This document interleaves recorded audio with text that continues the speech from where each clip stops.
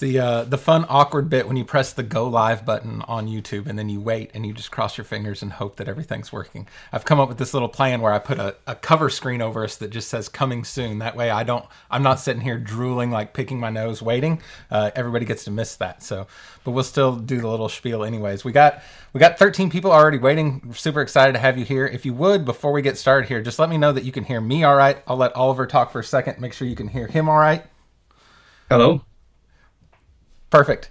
We'll give it just a second for the lag in the delay here to get response from people.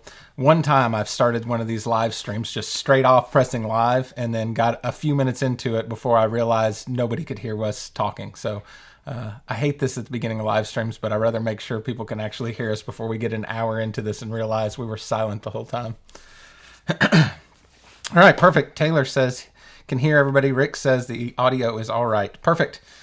All right, well then Awesome. let's jump into this. I know we got a lot of stuff to cover today. I want to get to a lot of things and be respectful of Oliver's time. So really, security is just such a huge topic. And with a system like WordPress, we have a whole lot of ground to defend. You know, we have a lot of third-party tools we're not in control of. So hosting providers, plugins, themes, all of these different things that add up together. And it creates a system where there's a lot of entry points for the people, the bad guys that want to do the wrong things to our website. But when you look at security solutions in WordPress, it doesn't take you long to look on the plugin repo or just search on Google, and you're going to find systems that say, all in one. So it's essentially marketed and packaged as if you install this plugin, activate it, and then all your security problems go away forever. And I think to people who don't want to dig in any further than that, I'd really prefer not to dig in further than that, but I know that I have to. It would feel really great if you could install a plugin, press activate, and all your security problems go away. But there's actually a lot more to it than that. So my goal for today's call is to get a little bit of a better understanding of the different types of WordPress security, the pros and cons for each of those, because as far as I understand it, there are benefits to these different things, but you have to be really thinking about what you're trying to protect against as well. And of course, I can't answer any of these questions for you, so I enlisted the help of Oliver here from Patchstack. You probably already know Oliver. He is definitely one of the leaders in the security space inside WordPress with his company Patchstack, and Oliver is definitely universally respected among his peers and all that, which I see all the time inside of our group. He also writes a weekly article for us called Security Weekly, which you can find on the adminbar.com. We just published one today. And that series is similar to this webinar here as far as trying to demystify some of the confusing things about WordPress security. So if you enjoy this webinar, you definitely enjoy that series as well. So with that in place, I guess let me go ahead and hand it to you, Oliver, for a second to give us a better intro than I was able to give you. Tell us a little bit about who you are and what you do. Yeah, hello everyone. I'm Oliver. I'm one of the co-founders of Patchstack and also the CEO. So Patchstack is right now 22 people company. We're fully distributed, basically having team in 10 plus different countries, which is very important, by the way, to be able to provide security as fast as we do. So what we focus on entirely is vulnerability management. So we want to make sure that we know about the security vulnerabilities that are within those components that your website is built with, and that we can provide you the fastest mitigation to those security issues if something there is found. So what Patchstack does really is we have an open vulnerability database that everyone can go and check out. It's patchstack.com/database. This is the leading vulnerability database that is on the market. So if we look at the data in 2023, 50% of all CVEs, which are the identification numbers for separate security vulnerabilities, were actually published by Patchstack. And if you look at all the vulnerability databases on the market that are out there, then 76% of vulnerabilities from the last year were actually published by Patchstack first. So a lot of the security information comes through us. One of the reasons for that is we have a community called Patchstack Alliance, which is ethical hackers community, where we now actually also have introduced developers, and we want to make an alliance between security researchers and developers. That's the kind of like where the name actually came from. But we've been running a bug bounty program for WordPress plugins for about 2 or 3 years. So we actually reward security researchers to find vulnerabilities in the plugins, so we could help the developers to fix them, and then eventually provide protection to our end users who are having WordPress sites, developers, agencies, and so forth. So this kind of gives like a bigger overview of what the company does in general. So we try to focus on the vulnerabilities specifically. Perfect. That's awesome. And I definitely want to jump into some details about how you guys fit into this mix as well. Full transparency, I asked Oliver to do this call and kind of gave him the premise of like, tell me about what all your competitors do and what's good and bad. And he's like, well, I might be biased in that. And I think that's fine. Like, we're transparent and open here. Oliver does have a dog in this fight, but he's also so well respected among the security industry that I thought he was the perfect person to talk to. And I think he'll do a great job of being, open and honest and transparent and as even as he can be about some of these other solutions. So I am seeing reports that there's a bit of an echo in here. I'm trying to fix that on my end, but I'm not 100% sure that I'll get that perfect. So y'all let me know if it's any better or terrible or what, and I'll try to keep producing on the fly here. But so let's, like I said, I want to get into some of the different like types of security options. And I think where most people start when they install WordPress is they look for a plugin. So I'm going to lump some things together, and perhaps that's appropriate and perhaps it's not. So you tell me if it's not, but you see things like WordFence or iTheme, Solid Security, all-in-one security when you search plugins inside the repo. And I think the promise of these, at least in the marketing, is that it's an all-in-one solution. Now, maybe if you talk to those people and get detailed, they'll tell you that actually, no, you also need these other things, but their marketing very much looks like you install this plugin, boom, you're done with security. So am I right to bundle those types of things together? I think WordPress in general has this issue where a lot of companies are going for the all-in-one things. I think it's a kind of historic thing with WordPress where a lot of those kind of preferred solutions are often the ones that do the most things for the least amount of money. So the products are kind of like actually pushed into this direction of building this all-in-one solution instead of sticking into like a very specific lane. And I think this is because of the demand on the market. I mean, that has been the demand on the market. So I think those companies did it for that reason. I think one of the reasons why I may be able to provide a little bit less biased insight into other security tools as well is because we, first of all, partner with a lot of other security plugins in the WordPress space. We work together with SecuPress, Shield Security, Solid WP. We work, I think there's more of them, WP Guardian. There's a bunch of them that we work together with. WP MU Defender is that we work together with, and so on. But I think the reason why we are able to be a little bit less biased in terms of when talking about competitors is that we very strictly focus on one thing. So we don't really necessarily step on anyone's toes. We partner up with them, and we always say like, hey, like Patchstack is good for that, but like if you, for example, do malware scanning, then Patchstack does not do that at all, right? Gotcha. So we can direct the customers or the people to this direction or to other security vendors and so forth, which I think is the way to go, really. I think companies need to focus more on or choose one thing that they're really good at and try to essentially provide the best solution that they can possibly provide on that angle.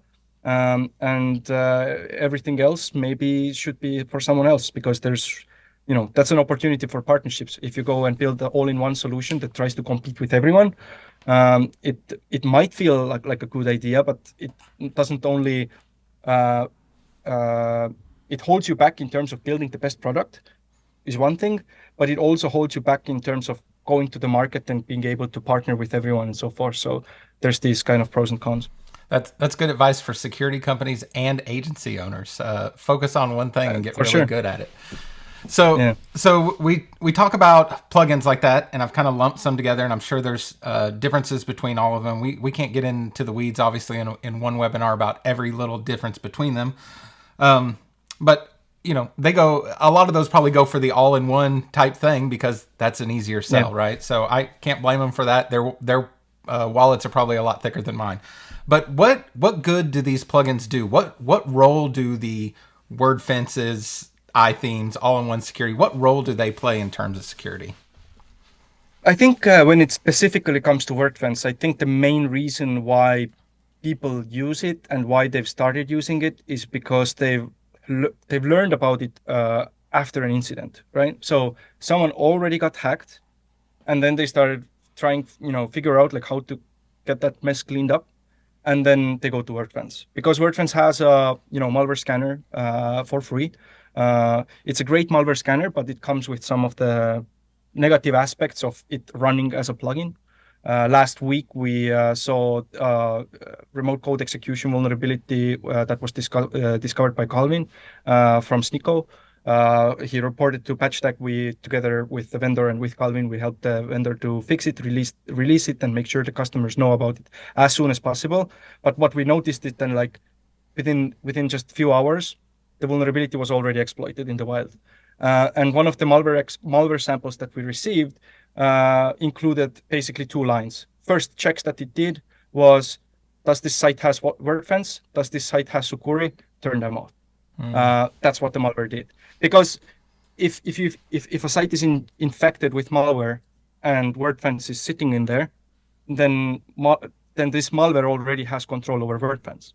So this is one of the reasons why I say that if it's possible, use WordFence not as a like you set it up and you kind of like forget it and you rely on it and like you think that your security is covered, and whenever malware is being found, then it kind of flags you and so forth.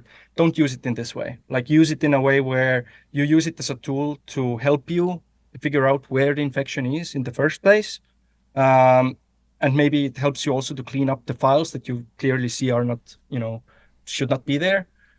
Or use like a CLI, like I think WordFence also released like a CLI based scanner. So use that, because if you use the CLI scanner, then this malware within the site doesn't have the possibility to, tamper with the results of what this scanner would give you. And this, for that reason, and this kind of also applies to services that provide backups. The same issue is with backups, actually, because if you inject a website with malware, then you can tamper in terms of like how the backup is created. Especially the worst case scenario is if the backups by the plugin are also stored in the site, which has happened in the past. That's a very bad idea to have. But in general, both backups and malware scanning should actually happen on the server side. So the kind of compromised application is not responsible for running those scans, because it can't be trusted anymore because it's controlled by the hacker, right? Right. So. And if people aren't following there, I think the reason Oliver's bringing up the backups is another good example here, is when there is some kind of vulnerability issue, when your website's hacked, one of your first lines of defenses is to grab one of your backups and reinstall it to a previous version that wasn't hacked, right? But if all those backups are already on inside of your website, then those are all infected too. So you've gotten rid of one of your best lines of recovery there if those backups are compromised as well. So along the lines of the plugin solutions like that as well, I see they do a lot of other things that just kind of tweak WordPress, right? So there might be, I can't speak on this authoritatively, but there's probably some things in WordPress that security experts would say, I might have done that differently in WordPress core, right? And so a lot of these plugins do tweaks like hiding login pages or this or that, those type of like hardening efforts. Are those things valuable parts of those plugins? It depends, really. It depends on how they are set up. And what is the kind of like idea behind them. I've seen so many people saying like, there's plugins that, hide the plugins, or like hide it. There's plugins that try to hide the fact that you're running WordPress. And then you ask like, okay, what's the point? And then it's like, oh, but WordPress sites are getting, hammered, basically. But what people don't realize is that most of the attacks that, are on the wild, they don't care if you run WordPress. Like they don't care, because all they do is that they create those automated scripts that would go there and basically, okay, we need to exploit this security vulnerability. There's, based on the data available, there's 50,000 websites that are actively running this version. There's like no point to start and go enumerate like which websites specifically, have that or not. What they do, they get all of the IPs that they can get access to, all the sites, and then they just directly try to exploit all of them. And then, you run it all through all the IP addresses and all of the sites, and then you will start getting results. It's without any of the enumeration. There's like no point of enumerating. The other thing is that well, one of the things is that, hackers don't even enumerate, right? But the other thing is that even if they try to enumerate, and you've set up like some sort of like a system inside, or like a hardening that would hide the plugins or like the versions and whatnot, it's still possible to, figure out like what the versions are, what plugins are installed based on the functionality on the website, the JavaScript files and whatnot. So there's a lot of ways of still figuring that out if a hacker really, really wants to. And there's other, like there's hardening features that are necessary, I would say, in terms of, kind of setting up, is like they usually not cover the WordPress shortcomings, but they cover misconfigurations of the server side. For example, making sure that the directory listing isn't, someone can just starts looking at all of the files that you have in the directory of the website and things like that. So there's like those basic things. But like when we look in terms of where the majority of the kind of impact comes from when it comes to the WordPress security, it's essentially,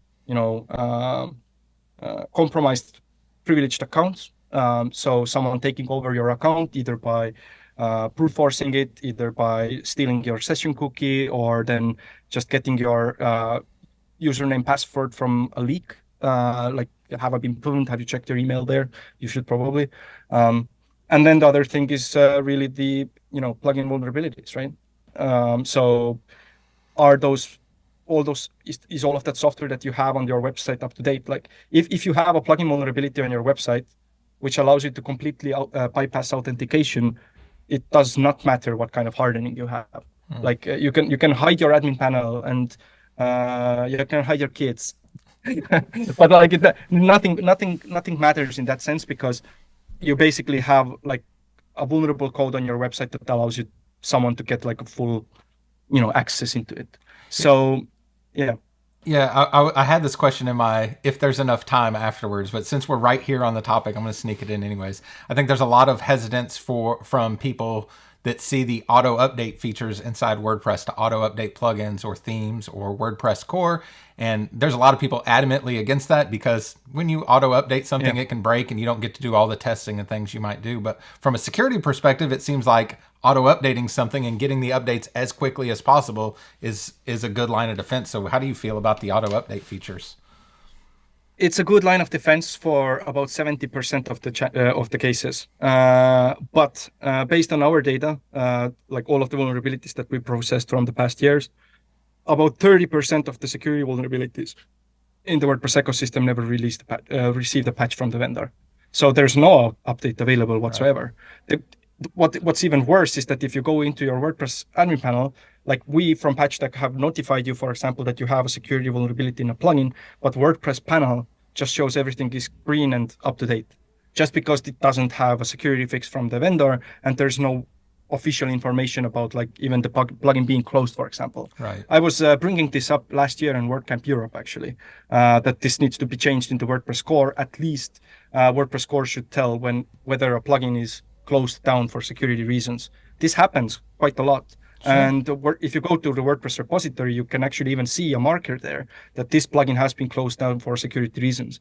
But you don't see that information within your admin panel, which is the place you actually need to see it from, right? Yeah, and that seems kind of just like a drawback of the system we're in. Anybody can create a plugin and upload it, right? But that doesn't mean they're going to be around in a year or care later when there's a vulnerability. They might have moved on to something completely different. And we had a thread this week about somebody asking, like, if there's a premium version of a plugin, do you always opt for that? And for me, yeah, if I can, I'll go for the pro version, just because I know it doesn't guarantee they're going to be secure, but it means they have some kind of monetization in place that probably means they're paying more attention to it than a general free one that maybe people are still interested in or not. So they can invest into better security. They can invest into testing. Right. There's a lot of things that they can do if they have a premium version. So sure. And premium versions is a very good segue into nulled plugins, right? Because a lot of the people don't like to use premium versions, even though let me rephrase that. They don't like to pay for premium versions, even though they want to use them.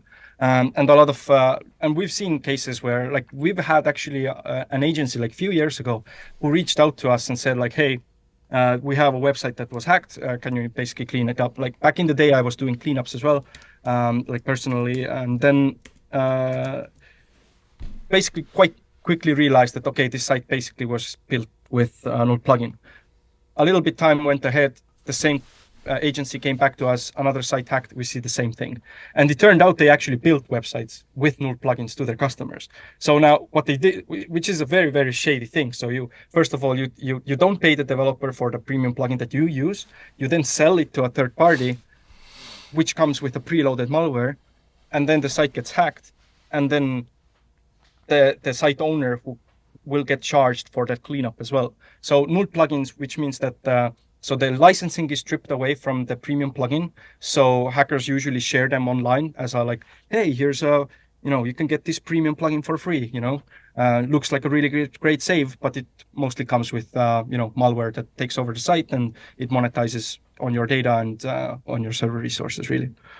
Yeah, and that's another thing. A lot of people, I think, new to WordPress will find like the GPL clubs where you can get premium plugins. Yeah. You get access to all of them for $10 a month or whatever. Now, they have some incentive to have clean versions of the plugins on there. People don't stay subscribed to their service, but still, you don't know what you're getting if you're not getting it directly from the vendor. Anything between the vendor and you, if there's somebody else in there, they can do whatever they want to the plugin. And I don't know about the rest of you, but when I download a plugin, I'm not extracting it and looking through the code to find out if there's anything different or missing or off about it, because I wouldn't know what I'm looking for anyways. I'm just installing it blindly. So definitely be careful about the sources. One more thing I want to quickly say about these GPL club things, and like with those plugins basically being offered for free that are premium ones. You don't get licensing, which means that you don't get updates. Those GPL club ones, they buy the plugins and then they start like reselling them on a cheaper price on a volume, right? But in many cases, they also get them from, some other places, and they usually skip versions and they don't have updates at all, which is a very bad news, because if a plugin is releasing a security update and you're not receiving that, it's a guaranteed site get hacked. So, yeah. Not a great idea. So a minute ago, you mentioned what your host does and not being able to access the directory and all that. So that's kind of the next section I wanted to move into here into on this webinar, is talking about the role of hosting in security. So a lot of times when we're evaluating host, we're talking about, how much bandwidth do we get and how much storage room do we have and how many websites can we put on it and those costs and everything. And I think for a lot of people, the security aspect of hosting is an afterthought or maybe not even considered at all. But from what you've been talking about today, you published a Security Weekly article about hosting specifically. And from what I gather, there's actually a lot of things at the hosting layer that's really important to be a part of your security bundle. So why don't you tell us a little bit about what role the host plays in security of your websites? So yeah, like it's funny because we had like this discussion today internally as well, where we had like a talk about like what does like a managed hosting mean, and like what does like okay, we know what shared hosting means, kind of like, okay, you kind of like share the server resources with other people who also host the sites in the same server, and then they are like somehow like isolated from each other. There has been in the past like very poor hosting companies that fail with this configuration, where one site gets hacked and then the other customer sites get breached as well. That is not that common anymore, fortunately, but at the same time now, what we see on the WordPress market is everyone is talking about managed WordPress hosting and managed hosting in general. So what managed hosting means essentially is that you don't manage the server, the infrastructure, the software, and like all the maintenance stuff that comes with the server yourself, but it is managed by the service provider, the hosting company that is hosting it for you, right?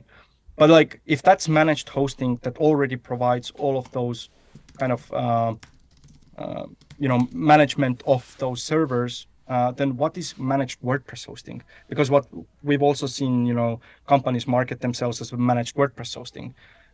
Shouldn't that be then that they also manage your WordPress application?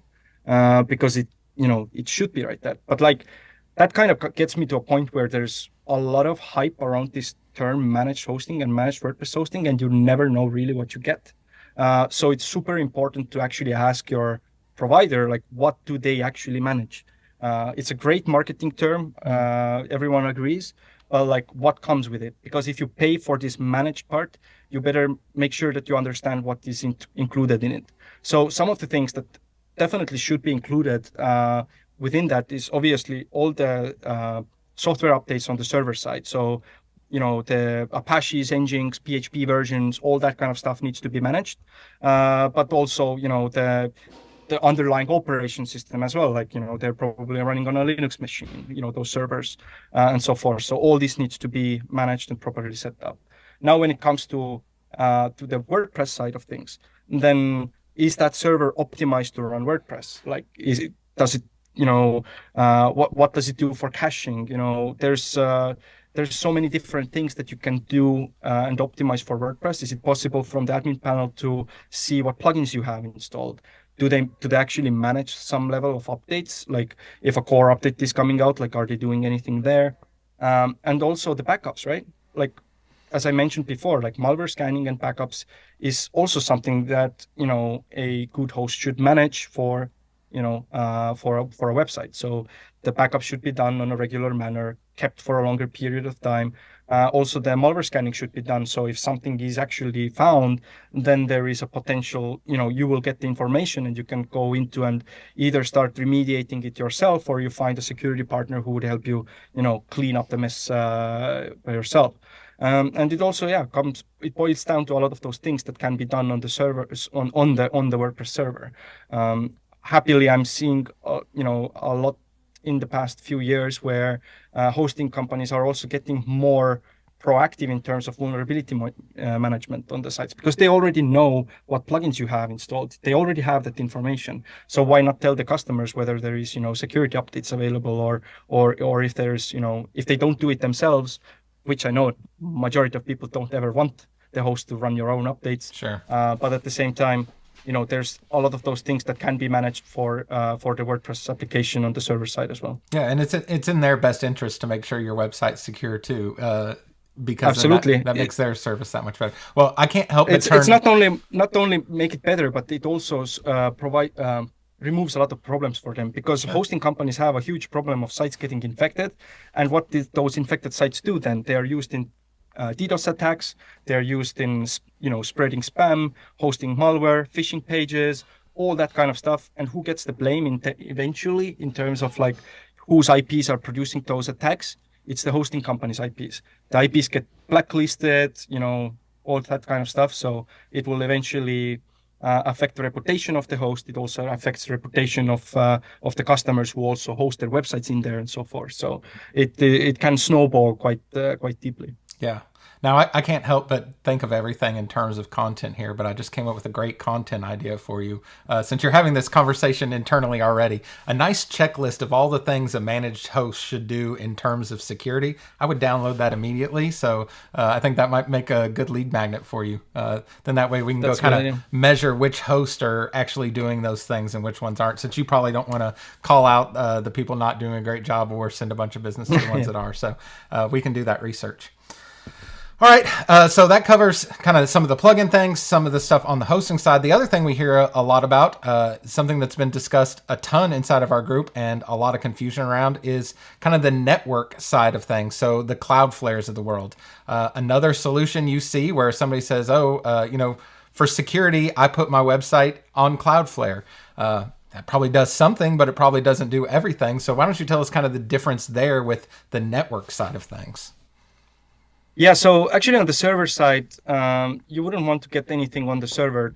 So as soon as things get into your server, then you start, running up processes. That's where basically you spend money in terms of kind of like keeping up that server. So the server is starting to do work when the traffic hits it. So what you want to do is basically make your server not do work, so the traffic never reaches it, because then it can't access anything. But at the same time, you need to kind of like be aware of like what makes sense to be processed on those network levels, firewall, for example, like Cloudflare, and what should be done somewhere else where something else is maybe more efficient. So on the network level, what you want to basically focus on is getting like the trash traffic filtered out, like bots, spam in some cases, the IP reputations, also DDoS attacks, things like that. Even because like if a traffic is hitting, like for example Cloudflare, it can essentially check through its own logs through its own rules, whether, this is an attack, for example, and things like that. But it also has not a negative thing, but it has weakness of not understanding what is behind that, or like inside of that server. So all it can do is like, okay, traffic coming in, but it has no context of like Right. what is it actually protecting. So because of the lack of that context, all of the security rules of Cloudflare need to be incredibly optimized. Like the worst thing that you want to have happen with you is that it starts to produce false positives. So your real customers, for example, go and try to buy something on your shop, and they get blocked by Cloudflare because Cloudflare thought it's like, a hacker, right? And for that reason, those rules are so optimized to work with any application underneath it or any server underneath it, that it essentially does like the kind of like a overall, let's say, bot mitigation, and kind of like it filters out a lot of the junk, but it really does nothing in terms of, let's say, protecting a website from a plugin vulnerability, in a WordPress site. The reason just is that it's not built for that, is one of the things, but also it just technically can't do that accurately because it does not have the visibility into what this website is even made of. And it also it can't detect the authentication. So it can't detect whether the person who tried to, let's say, do something on your website was logged in as an admin at this point or not. So just to kind of like bring an example here from our side of what we do at Patchstack with the virtual patches, is that we have the full context of what are the plugins installed, what is all of the software that is installed on the site, so we can deliver very, very specific rules to those sites that actually need it. And then on top of that, we are also able to check whether the rule has to be triggered, because if it's an admin account, then probably does not need to be triggered, right? Which allows us to also reduce false positives and so forth. So we can make the protection for that much more effective. But yeah, in general, Cloudflare and like DNS firewalls, they do. So you can also like do your SSL management there. You can kind of like, it makes your life a lot easier to deal with the domain. And it should be there as one of the layers of security always, to filter out like the easiest kind of like junk that comes against your website, basically. Yeah, I think that's the thing that's so enlightening about a conversation like this is I think people want to say this thing's either good or it's bad, or it works or it doesn't work. And the truth is Cloudflare is great at this thing, but it's not going to do this thing. And your host can really help you here, but it's not going to be able to help you here. And the plugins you install for security on a website can do this one thing, but it's not going to do the other. And it really is a combination of these tools that absolutely probably protect you better than anything else. So you mentioned here virtual patches and Patchstack and what you do. So I think, we've obviously had you come in for the Security Weekly articles and try to promote your business in trade for the wonderful content you're promoting for or providing to us.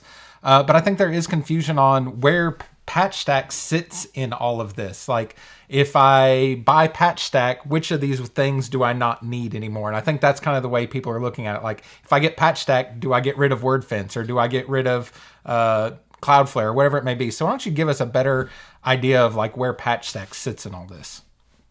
Sure. So the main goal is to cover security on all layers, right? I mean, by all layers, the ones that you have access to, or most of the people have access to. So first of all, traffic comes in, so network layer. So that is where you deploy Cloudflare. You filter out all the,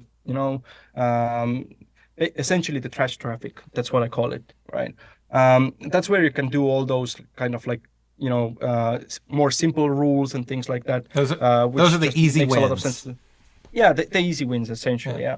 And then after Cloudflare, it passes the information forward to your server. So now what can you do in the server? So on the server side, it makes a lot of sense for you to do things that, it mostly makes sense to do there, which is, for example, malware scanning. You can actually keep so you can run the malware scanning process within a deeper level within the server. So even if your WordPress sites get hacked, it does not have access to the process of this malware scanning. The same applies to backups. So configuration is also one of the things. So you need to make sure that that your server is properly configured. Isolation is super important. Don't take cheap hosts and slap multiple websites on it, please.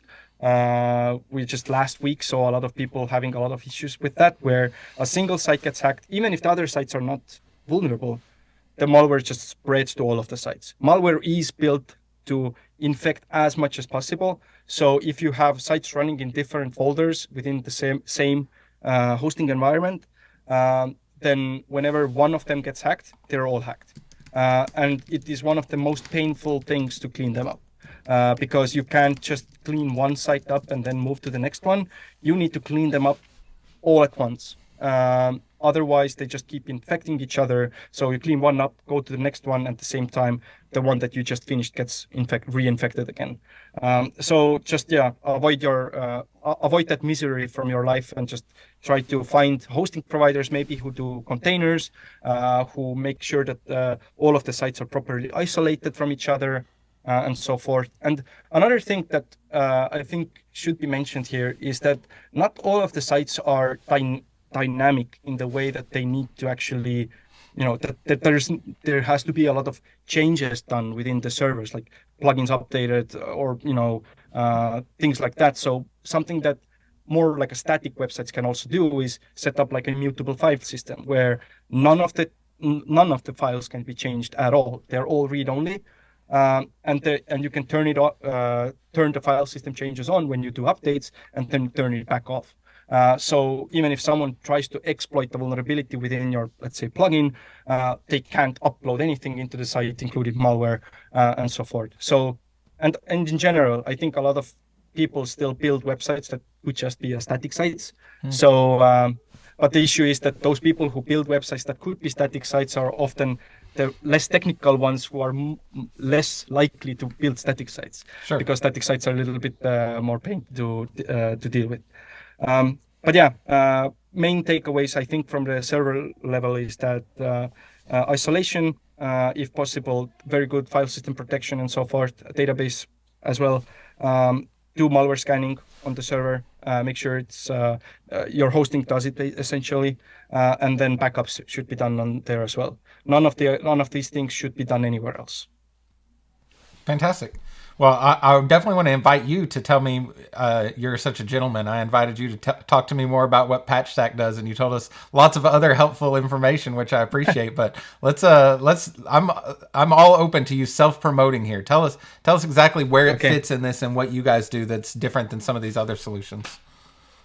Well, I mean, after that, it is about application, right? So we covered the network, the server. Now it comes to the application, which is WordPress application itself. So on the WordPress application, similarly to the hosting side, but on a hosting side, it is managed for you, is vulnerability management, right? So the hosters, if they actually manage your hosting, then they need to do vulnerability management on the hosting infrastructure. But you need to do the vulnerability management on your application yourself, because you are the person who, installs WordPress and then chooses all the plugins, installs them, and basically maintains that stack, let's call it in this way, right? So it's up to you. It's your responsibility to, monitor whether any of those have any security issues, whether they are basically abandoned, and things like that. So that's why you need to have, vulnerability management or vulnerability monitoring. And the other question is like, what happens after there is a vulnerability? So do you run out updates? Probably not. But maybe you should run out updates if you would know that there was a security issue. That's a little bit of a different story, right? So, because then the question is like whether I'm gonna get hacked, or I'm gonna trigger that auto update quickly. Maybe the site breaks, but I don't get hacked. So there is like this kind of like a question there. And to be honest, I think auto updates cause way less issues than it caused 4 years ago. It is not that bad anymore. It still depends, like especially with page builders, it's very bad. But with some of the plugins, it's not that bad anymore. And if you are able to prioritize those updates with, auto update security, like vulnerable plugins only, which we, for example, in Patchstack allow you to do because we have the information of what plugins are vulnerable, what versions are fixed, and so forth. So this is like a good way to go. And then the other thing is to be able to mitigate the vulnerabilities as fast as possible. Because like, as I mentioned, last week we had an incident with remote code execution in one of the page builders, and it was exploited within hours. So do you wake up in the middle of the night to kind of go and update your plugin within 2 hours just to make sure that you are not going to get hacked? Probably not. And also, as I mentioned, about 30% of the vulnerable plugins never receive an update. So you need to have that covered as well. So you need to have the mitigation for those security vulnerabilities before you can go and update if the update is not available. So you would basically react before the hackers could react. And that's where we provide the virtual patches with Patchstack. So for all of the vulnerabilities that we add into our vulnerability database and all of that are being reported to us and that we process, we create a Patchstack priority score where we essentially say like, okay, this vulnerability is high priority, which means that is expected to become mass exploited. Then there's medium priority score, which means that it could be exploited in more targeted attacks. For example, WooCommerce sites, if there's a vulnerability that requires, let's say, subscriber or a customer authentication level, then it still might be targeted against WooCommerce sites where login is open, for example. And then there is a low priority, which is like more kind of like theoretical vulnerabilities, which are not that easy to exploit or probably not provide much of a value for a hacker to, abuse. So for high and medium priority vulnerabilities, we create individual virtual patching rules for them and ship them in real time to the customers so we can mitigate them. And then also remove those rules as soon as those plugins get updated to a fixed version. So that's one of the reasons why we have like a super low performance impact on the sites, because we do specifically what is needed and nothing else. Because you don't need to run firewall rules to block rev slider attacks if you don't have rev slider. Yeah. Sure. So that's one of the kind of things. I'm going to try to repeat what you just said in my own words to make sure I'm understanding it clearly, hopefully helpful for others too.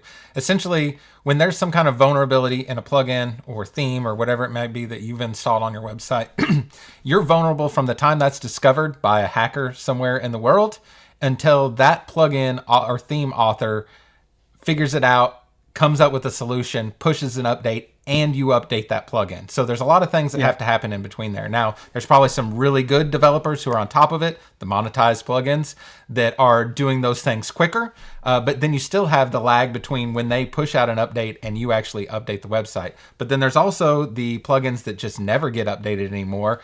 There's some kind of exploit found and they just stay on your website forever with no fix. And where Patchstack comes in is you're able to kind of inject a fix automatically in real time when you have it, probably before the vendor puts something out, right? And without you having to realize it and go update it, you're just stepping in between those points and saying, here's the fix for it. And once the vendor comes out with something and once you update your website, we'll remove that rule from our side so you don't have it twice. It's already fixed. But you're stepping in there and doing that automatic, like emergency services automatically for us without thinking. Is that a decent way to rephrase that? Yeah, absolutely. That's literally what we focus on. Like our main goal as a company is to remove the delay from. So what we say often about Patchstack is we try to cover the entire life cycle of open source vulnerabilities. So that's why we have the community aspect and the bug bounty program, and then we have the MVDP. So we work with plugin developers specifically as their security point of contact to make sure that the fixers got released before the vulnerability information gets public, things like that, just to basically reduce the delay from vulnerability discovered to end users protected. Because there's a lot of points in this delay. So vulnerability gets discovered by a researcher. Now it has to report it to the developer. There's a delay between when the developer actually, builds a fix for it. Then once they build a fix for it and release it, then they need to announce that there is a fix. And then there's a huge delay before users actually go and update, right? And then, there's like all this delay in between is where hackers can do their job and basically take over sites. So we want to take this delay away. And virtual patches is one of the best ways to do that because we don't need to change any line of code on your website.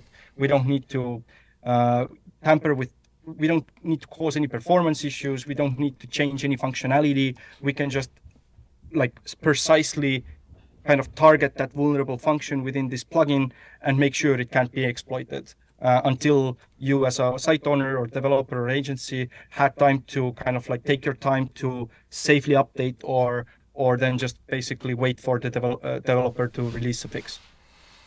Yeah, that's really interesting, and I was hoping here that we could drive that point home. Andy just commented in here, Patchstack is an element of protection I didn't understand.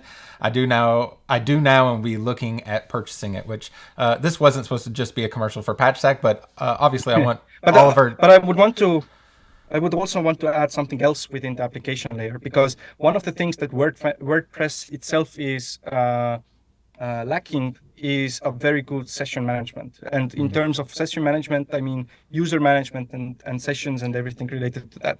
Most of the applications that you see today have two-factor authentication. WordPress do not have two-factor authentication built in, which is a pity. And also, like, there is like, you know, the session management is a little bit from kind of old times in that sense, so it could be done in a better way. So one of the things that definitely need to be covered as well is like usually people say like, oh, use strong passwords, right? But I think, you know, strong passwords get you so far. It's essential, but still you can't control what other people within your organization use the passwords for. They can tell you like, yeah, I use a really strong password, but like, what does strong mean to them? Like, does it mean like dog 1 2 3 or pizza 4 5 6, right? So you never know. So one of the things that needs to become essential in the WordPress kind of ecosystem is two-factor authentication. It needs to, like, every site needs to have two-factor authentication on at least every account that has admin privileges. Yeah, and you think about like the insecure passwords and what you might inadvertently give up within your company, but think about if you're doing projects for clients and you give your client admin access, my clients will send credit cards over email, passwords. I'm sure if I asked for their social security number, they would send that to me in a regular email. So how are you going to control what they're actually giving away on their end, right? So you have to think about kind of saving clients from themselves in that aspect too. Yeah, absolutely. And that's the point. Like, not all of the users are going to use, like, especially when we talk about e-commerce, like, it's not expected that like every user that is like creating an account to your e-commerce just to do one purchase is going to set up two-factor authentication to do that. You know, it's not going to happen, right? But at the same time, like, everyone who has privileged access to your account, to your website, admin privileged, or essentially anything over subscriber and customer. Customer is the role for the WooCommerce, but everything like contributors and so on, they should use two-factor authentication actually. And there's also solutions out there, and I mean, there's you know, even in this community as well, Calvin is building a really good two-factor. Like, he's gone like very deep into like solving this problem, and that's what I appreciate with people, is when they take this one problem and then they just like deep dive into this one problem. This is what I really appreciate. So yeah, look into what Calvin is offering from Fortress for the two-factor authentication and session management side of things. So yeah, so if you were running an agency like I am, you would just make it company policy that anybody with admin privileges or any of the privileges that aren't subscriber essentially have two-factor. That's interesting. Yeah. All right. So we covered a lot of this, which is really, really awesome. I do have a few minutes here for some additional questions, if you don't mind. And if anybody has questions inside the chat, I've already grabbed a few here that I'm going to try to get to. But if you have some more, go ahead and drop them in the chat, and I'll try to bounce those off of Oliver while we got them here too. So one question I thought of last night was, what do you think's the most harmful misconception that's out there about WordPress security? The most harmful? Yeah. I think the most harmful is the word set it and forget it. I think, why it's the most harmful is because it takes the attention away from security. People need to understand that security is a process. It's not something that you just go and apply. It's something that goes with you the entire time. It changes all the time. And as soon as you essentially take the attention off of it, bad things are going to happen. So don't look for solutions that are promising you 100% security, which does not exist. Don't really go for products that are just like trying anything in your power to just like, hey, we got this, we do everything for you. You don't need to worry about anything anymore ever. And like, something is being done within a small black box, which nobody understands. And, but you're safe. Like you pay us, we tell you you're safe until you aren't. Uh, so, yeah, I think this mindset is is this one thing. And I think WordPress as an ecosystem is very, very unique in that sense. And this is something that I've been telling for a long time, is that WordPress needs to mature up in terms of how security is being kind of perceived. It's completely ridiculous that WordPress like is an ecosystem where malware cleanups is offered as a security feature. Like, imagine Google Cloud would sell their cloud services to, I don't know, banks, and tell like, by the way, if you get hacked, we'll clean it up for free. It's completely ridiculous, right? But like, that's something that has been hyper normalized in the WordPress ecosystem, where hacks have become so normal, and all of the vendors who have been providing security have mostly been focused the entire time on like, okay, how to clean things up super fast. Like, all the focus have been like, okay, how can we like just get the website clean super fast? Nobody has like properly focused on like, yeah, but why are those sites getting hacked all the time? Like, where's the issue? Let's solve that. So they're, that's what I've been saying. Like, instead of that, I said this like few years ago already, but like, why invest into like a golden bucket to throw water out of a sinking ship if you could just fix the ship, right? Right.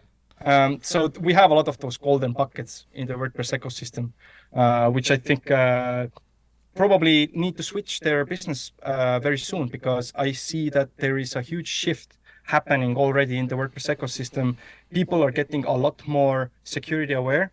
Hosters are also doing a big job in terms of like actually working proactively and not kind of like pushing those remediation services only. And people in general, the developers, agencies, users, security has become mainstream. It's as important as performance, because performance does not exist without security, right? So I think, yeah, the mindset is the kind of like the main issue. The best cure is prevention. That would be pretty 100%. Yeah.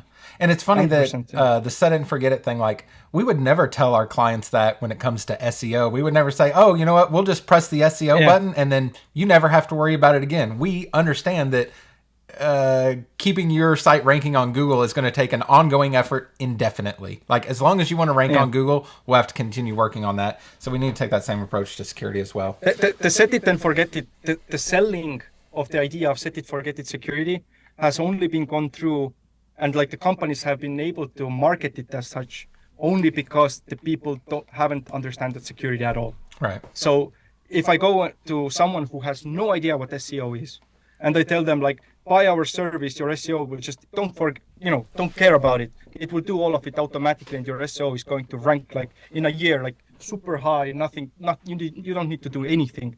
Then if you don't understand anything about SEO and you just pay for it, then maybe because of your organic, whatever you do, your organic search actually goes up in a year. It's a long time. Who knows what's happening in the middle of it? So it seems like the security or like the SEO kind of magic bullet works, right, but it might not. The same applies to security, right? Set it and forgetting, nothing happens. But maybe nothing happens not because of you have that security service, but because you don't have any vulnerabilities, just luckily. So it's like this survivor bias in a way, right? Yeah, I think that analogy works really well. That's an important one to understand. Here's a question. I'm not sure if you don't want to answer this, totally cool. But I'm going to ask anyways. So let's say maybe your mom's already very technologically savvy. My mom's not. She can barely turn on her phone. So if my mom were to get a website and she came to you and just said, not as Patchstack, but just came to you as this guy who knows about security, what should I do to secure my website? What are just like the basic recommendations people should do, at that level? Good quality host that does, as I said, actual managed hosting with backups included, with malware scanning included. I would just go, like, if you go to a host, just ask that. And the second thing is to cover something on the application as well. I think that is more important than the stuff on the network, because specifically in terms of WordPress, I think it's more important because of what is being targeted against WordPress sites is the plugin vulnerabilities. So being aware of the vulnerabilities and having these virtual patches, especially virtual patches for that kind of a user who like does not know how to react on the vulnerability alerts. Sure. Like if she starts receiving emails that, hey, you have like, I don't know, 6 different plugins vulnerable, she would not know what to do, right? So I think that is a very perfect example of who should go with something like virtual patching. But another thing on top of that is that this person most probably will never understand what the V-patching is either, and what does it mean to choose a hosting, and what is malware scanning Sure. and backups and so forth. So the actual correct answer would be that they should be going to someone who provides care plans. Sure. Fair. That's a fair answer. But what I was trying to get at is like, what is the minimal viable option for people? And it sounds like if you can get yourself on a good managed host that provides the things you mentioned, and your future lead magnet that's going to have the full checklist of everything a managed host should provide, as well as Patchstack, you'd be covering a big swath of the security concerns a basic everyday website would have. Not guaranteeing anything or anything like that. There's always deeper we can go, but just from a basic level. Malware scanning on the server, then backups on the server, virtual patching, vulnerability monitoring on the application, two-factor authentication and session management on the application, and then just slap Cloudflare on top of everything. All right. I'm not sure that this next question, this comes from our chat here. I'm not sure that this totally has to do with what we're talking about here, but I'm interested in it. I believe it was Thomas Rafe asked this in here. He said, what about changing the steps to responsible disclosure? Discover, patch, push patch out, and then disclose. So do you have any thoughts on that? But this is the process.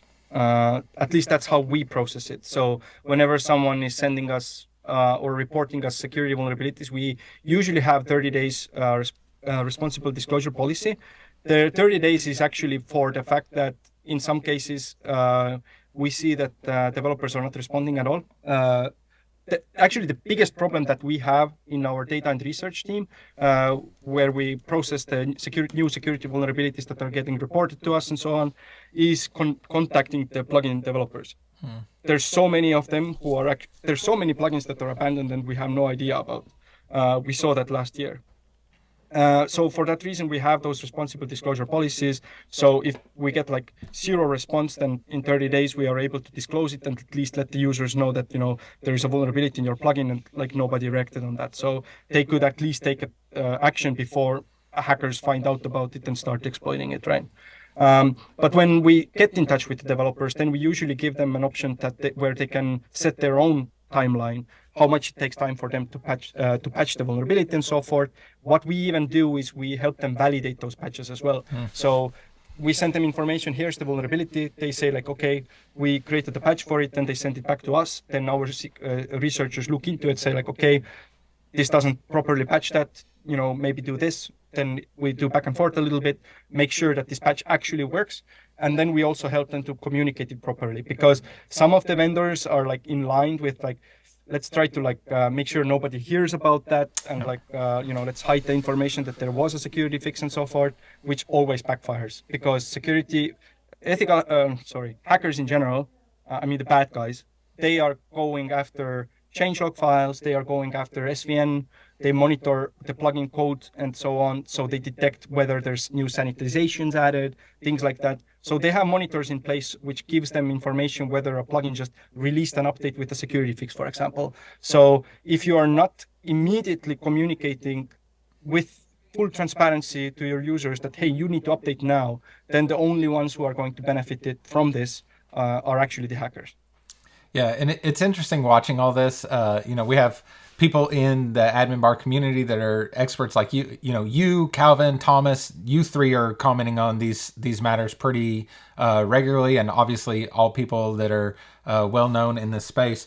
And it was interesting. The big vulnerability from last week with the page builder. I don't want to call it the name because people got mad about that. But I thought what was interesting about that was.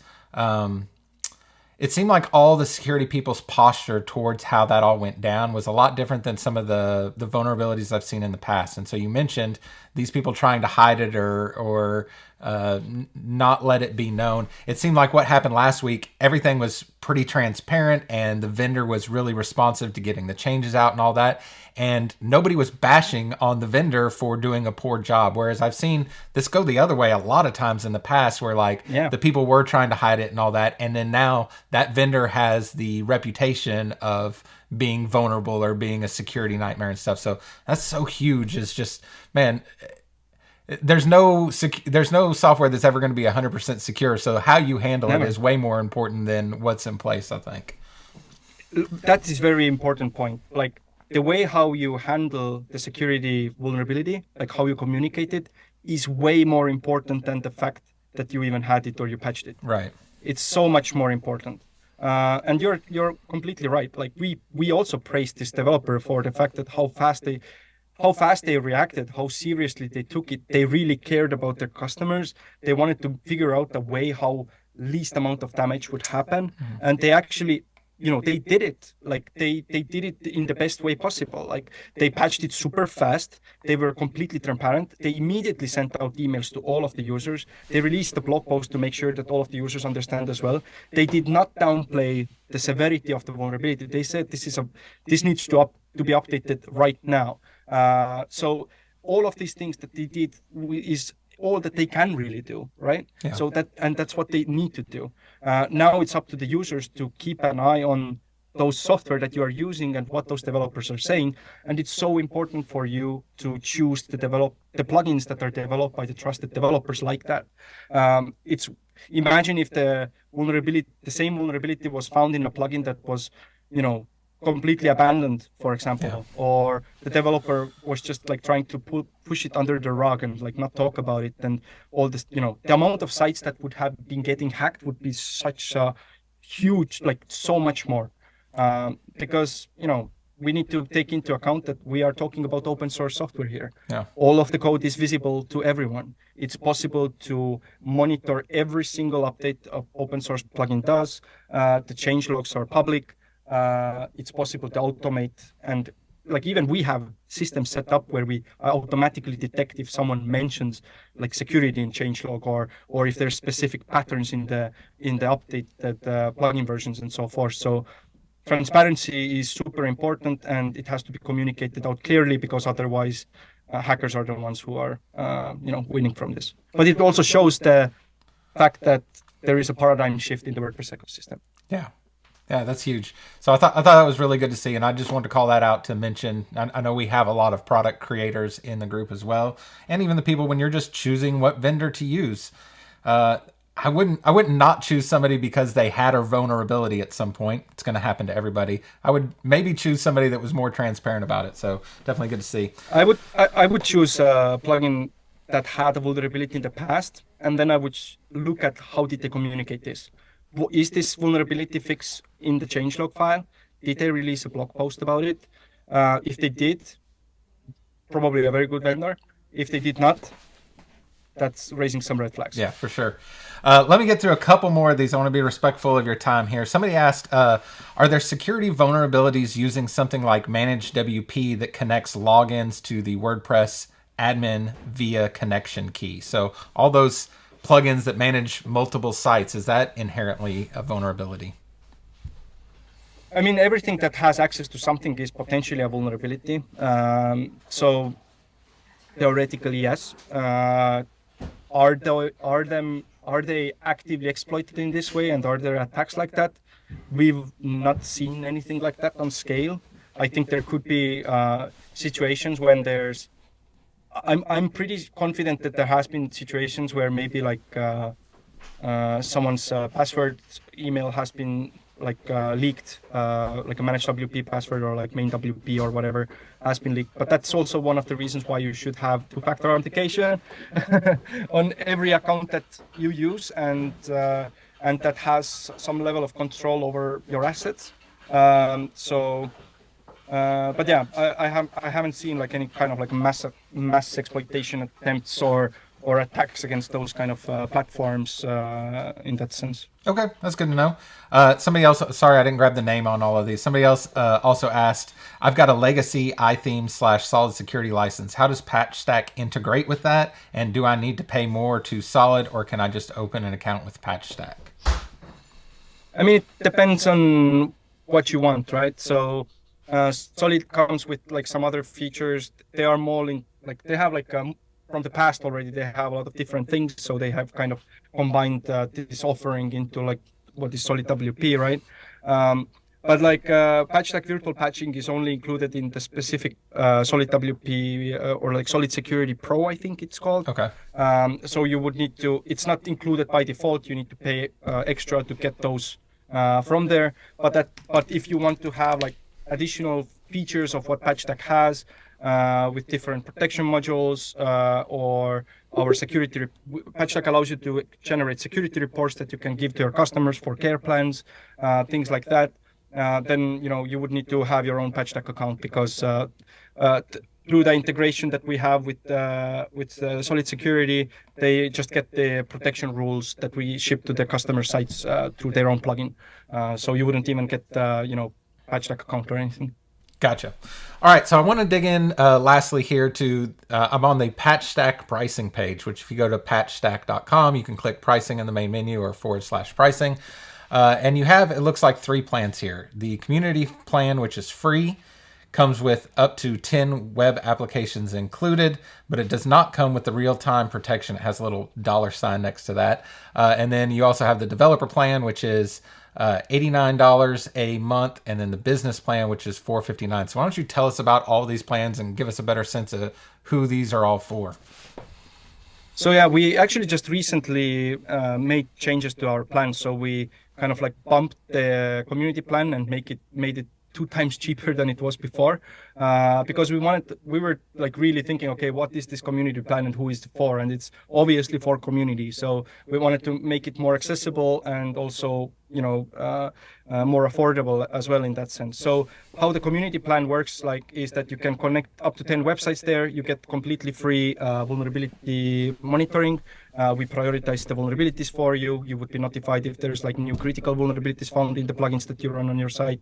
You can also process the updates on your Patchstack account for your websites that are connected to Patchstack and stuff like that. You can also generate snapshot security reports about websites. So if you, for example, want to start getting, let's say, a new care plan customer, for example, you can add the site to Patchstack, generate the snapshots report, give it to them, tell them why they need to have a care plan, if it has vulnerabilities listed and things like that.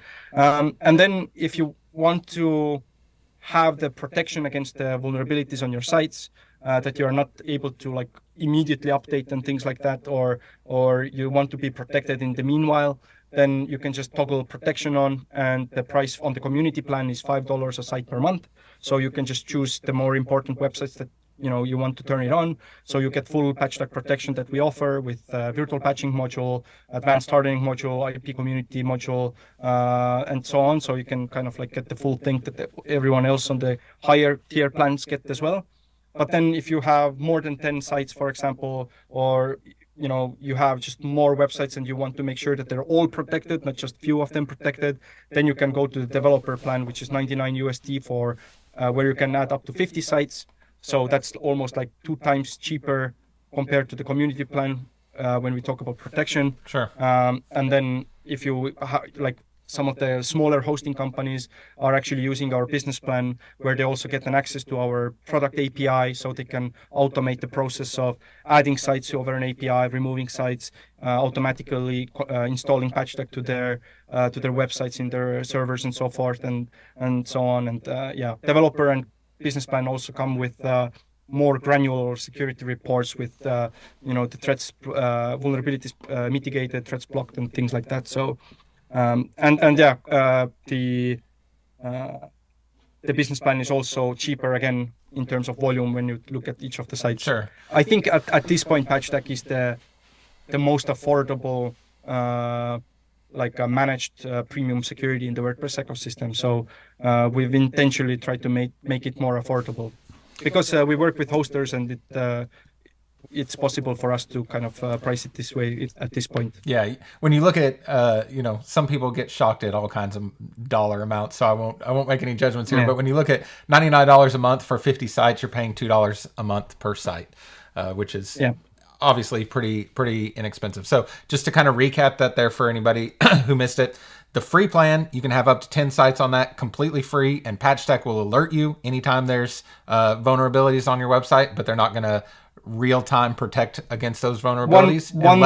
One additional thing, we alert you, but we also give you 48-hour early warnings, which means that we have the public vulnerability database where we add the security vulnerabilities that are getting through our system, but we have a delay on all of the vulnerability publications on our database. So we know that hackers are also looking at our database. Sure.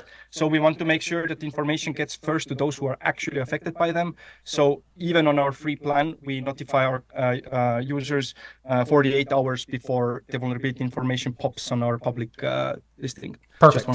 So on the free plan, you'll get advance notice, but just notice, not actually protection against those unless you pay an extra $5 per application. That's up to 10 applications. If you get over 10, you need to go to the developer plan, which is $99 a month, or if you pay annually, $89 per month, 10% discount there. And then that'll get you up to 50 websites and get you all the virtual patches as well. So hopefully that answers all of that for folks if they have questions on pricing. I'm going to double check the comments here. We had WP Tuts and Jonathan Jernigan joining us. Hello to y'all. Let's see. I don't see any more questions here, but definitely see some thanks and all that in here. So I want to echo that and just I really appreciate you coming on here and breaking some of this down for us. This isn't everybody's favorite topic. I'm sure you get real excited about it, but for me, this kind of feels like going to the dentist, but it's obviously something we need to think about more than we probably do. So really helpful to have you come on here and educate us a little bit on all these different pieces and what they mean. So definitely appreciate that. And I want to encourage everybody to go check out Patchstack at patchstack.com and check out our security weekly articles. You can find those on the adminbar.com. We post them every Tuesday inside the group as well, so you can get access to that. And I think there's going to be a lot more. We've already published, I think today was the 8th one. We got to go all the way to 52, so there's lots of things still to learn, but you can get access to all those past ones. And then I think Oliver even has a place where you can sign up and get those emailed directly to you as well. Yeah. And thanks for inviting me as well. Thanks for the questions for the people. And then if you have any follow-up questions, then the best place to reach out to me is actually the Admin Bar Facebook group under the Security Weekly. So it's just basically tag me and I'm going to be there. Perfect. Well, I appreciate it. And then thanks everybody for showing up and keeping the comments lively today. If you would hit like on this stream, that helps out a ton. And if you haven't subscribed, do that. I hate saying all those gross YouTuber things, but it's got to be done. All right. Y'all have a fantastic Tuesday, and we will talk to you soon. Bye-bye. All right. See ya.